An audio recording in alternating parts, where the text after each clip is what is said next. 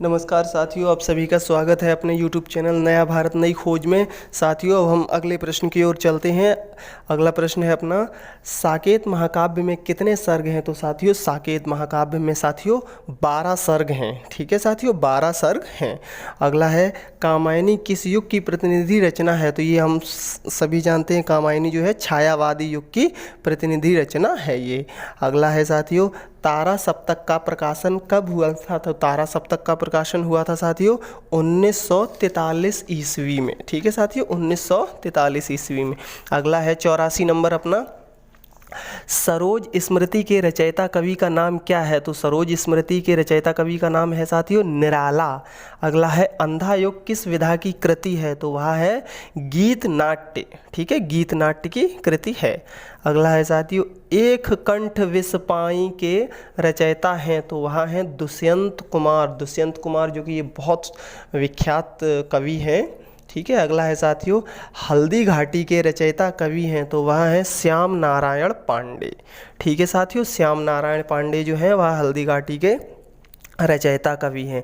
अगला है साथियों, नारी तुम केवल श्रद्धा हो, इस पंक्ति के रचयिता कवि कौन है? तो साथियों ये पंक्ति बहुत ही फेमस है, आप लोगों ने सुना भी होगा। ये कुमार विश्वास ने गाई है। हालांकि ये जयशंकर प्रसाद की है, मगर कुमार विश्वास ने भी अपनी आवाज़ में इसको गाई है। इसकी लाइनें हैं, ना क्या कहती हो ठहरो नारी, संकल्प अश्रुजल से अपने तुम दान कर चुकी पहले ही, जीवन के सोने से सपने।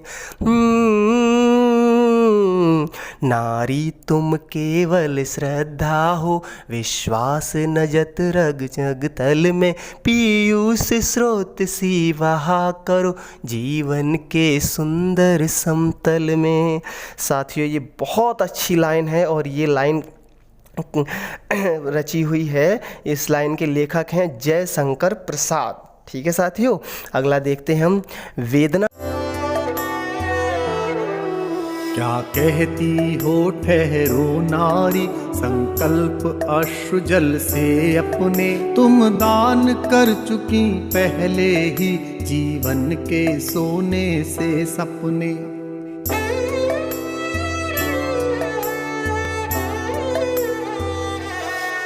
नारी तुम केवल श्रद्धा हो, विश्वास रजत नग पग तल में, पीयूष स्रोत सी बहा करो, जीवन के सुंदर समतल में।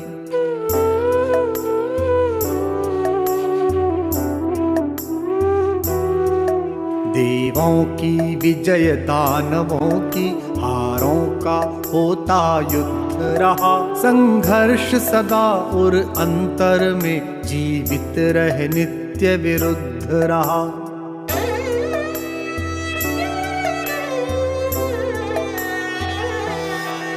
आंसू से भीगे अंचल पर मन का सब कुछ रखना होगा,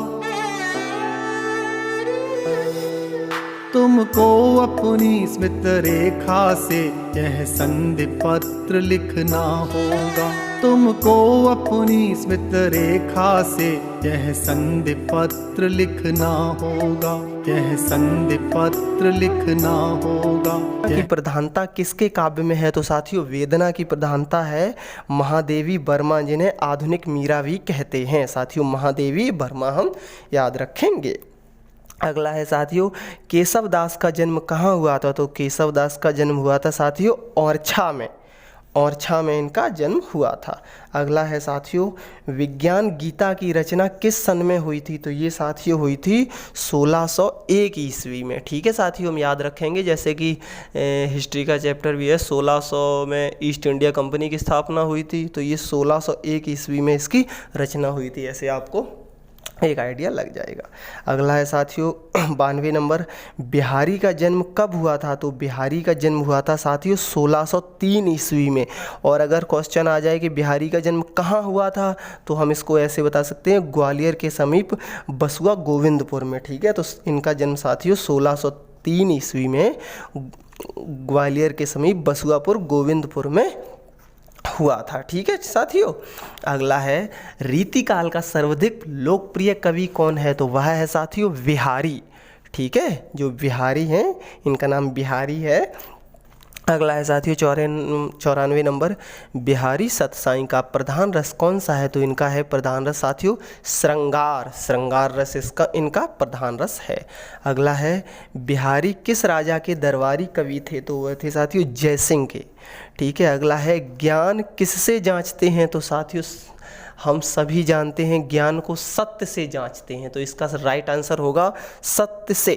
ठीक है। अगला है साथियों हाव अनुभाव योजना किस कवि के काव्य में मिलती है निकलती है, एक ही बात है, तो वह निकलती है बिहारी के योजना में। ठीक है, बिहारी जो है इनके काव्य में निकलती है। अगला है साथियों गागर में सागर भरने की पंक्ति किस रीति कवि के संदर्भ में सर्वाधिक प्रयुक्त ठहरती है, तो ये भी इनका यह राइट आंसर है बिहारी। अगला है नावक के तीर कहा जाता है, तो ये बिहारी के दोहों को कहा जाता है नावक के तीर। अगला है 100 नंबर साथियों धनानंद का जन्म कब हुआ, तो धनानंद का जन्म हुआ साथियों 1689 ईस्वी में धनानंद का जन्म हुआ। अगला है साथियों धनानंद बादशाह के दरबार में किस पद पर कार्यरत थे, तो ये थे साथियों मीर मुंशी। जो मीर मुंशी होता है उसके पद पर ये कार्यरत थे। ठीक है। अगला है साथियों 102 नंबर अति सूधो स्नेह को मरम है जहाँ नेक सयापन बाक नहीं, अति सूधो स्नेह को मार्ग है जहाँ नेक सयापन बाक नहीं। यह पंक्ति किस कवि की है, तो ये साथियों पंक्ति है धनानंद की। ठीक है। अगला है साथियों धनानंद की मृत्यु कहाँ हुई थी, तो साथियों धनानंद की मृत्यु हुई थी मथुरा में, जहाँ हमारे श्री कृष्ण भगवान ने जन्म लिया था, वहाँ पर धनानंद की मृत्यु हुई थी। अगला है साथियों 104 नंबर भारतेंदु के गुरु कौन थे, तो भारतेंदु के गुरु थे साथियों शिव प्रसाद सितारे हिंद। ठीक है, ये भारतेंदु हरिश्चंद्र के गुरु थे। अगला है साथियों 105 नंबर चूरन साहब लोग खा जाता सारा हिंद हजम कर जाता, चूरन साहब लोग जो खाता सारा हिंद हजम कर जाता। यह पंक्ति किस कवि की है, तो यह साथियों पंक्ति है भारतेंदु हरिश्चंद्र जी की पंक्ति है ये। ठीक है, पंक्ति है चूरन साहब लोग जो खाता सारा हिंद हजम कर जाता। ये नेताओं के ऊपर बहुत अच्छी सूट करती है साथियों। दोस्तों अपना अगला क्वेश्चन है फूलों का गुच्छा रचना के रचनाकार हैं, तो ये हैं साथियों भारतेंदु हरिश्चंद्र जी ही हैं। अगला है साथियों 107 नंबर बहुत अच्छा प्रश्न है श्रद्धा सर्ग कामायनी का कौन सा सर्ग है, तो साथियों श्रद्धा सर्ग कामायनी का तीसरा सर्ग है। ठीक है, श्रद्धा किसका प्रतीक है, अगला है साथियों श्रद्धा किसका प्रतीक है, तो श्रद्धा साथियों हृदय का प्रतीक है। ठीक है, श्रद्धा हृदय का प्रतीक है। 109 नंबर है मनु किसके प्रतीक हैं, तो मनु मन के प्रतीक हैं। इसमें हृदय और मन के बीच में बताया गया है। अगला है साथियों कामायनी की रचना हुई थी, तो ये साथियों हुई थी 1935 में। 1935 में साथियों कामायनी की रचना हुई थी, जो कि आज़ादी से पहले ही हुई थी। ठीक है, अगला है साथियों 111 नंबर बहुत अच्छा क्वेश्चन है नील परिधान बीच सुकुमार खुल रहा मृदुल अध खुला अंग। ये पंक्तियाँ किसके सौंदर्य का चित्रण करती हैं, तो ये साथियों श्रद्धा के सौंदर्य का चित्रण करती हैं। ठीक है, ये बहुत अच्छी पंक्तियां हैं। श्रद्धा और मनु के बीच में बातचीत हो रही है। नील परिधान बीच सुकुमार, तो मतलब नील परिधान नीले वस्त्रों के बीच सुकुमार कोमल श्रद्धा का शरीर झलक रहा है। खुल रहा मृदुल अधखुला अंग, तो श्रद्धा का जो अंग है वह अधखुला अंग चमक रहा है। साथियों ये हमने सभी ने पंक्तियाँ बहुत पढ़ी हैं और ये बहुत अच्छी पंक्तियाँ हैं। ऐसे नील परिधान बीच सुकुमार खुल रहा मृदुल अध खुला अंग खिला हो ज्यों बिजली का फूल मेघ बन बीच गुलाबी रंग है।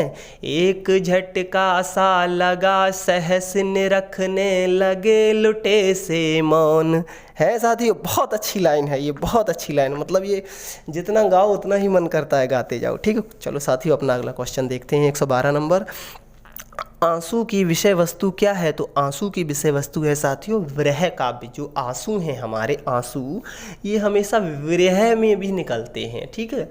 अगर खुशी में भी निकलेंगे तो भी उसमें विरह छुपा होगा, ठीक है साथियों।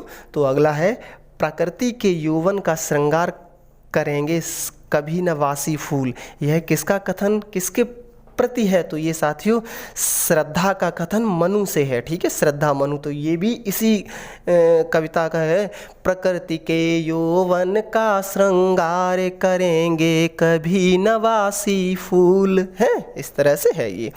114 नंबर देखते हैं साथियों।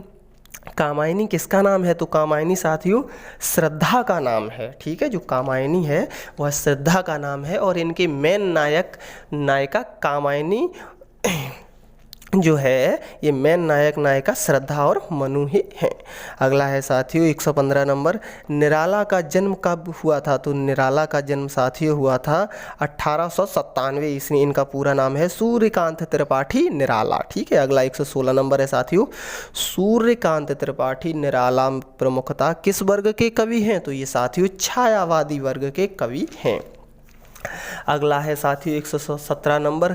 दुख ही जीवन की कथा रही, क्या कहूँ आज जो नहीं रही, है। कोई कहता है कि हमारे दिन तो बहुत ही दुख में बीते थे, हैं, तो वो फिर कहता है अब जो बीत गया वो बात गई, अब क्या बताऊँ उनको, है। तो ये लाइन है, दुख ही जीवन की कथा रही, क्या कहूँ आज जो नहीं कही।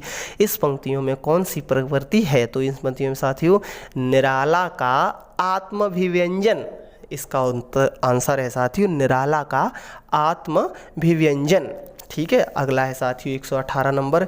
जूही की कली कहाँ सो रही थी? तो साथियों जूही की कली जो है वह सो रही थी विजन वन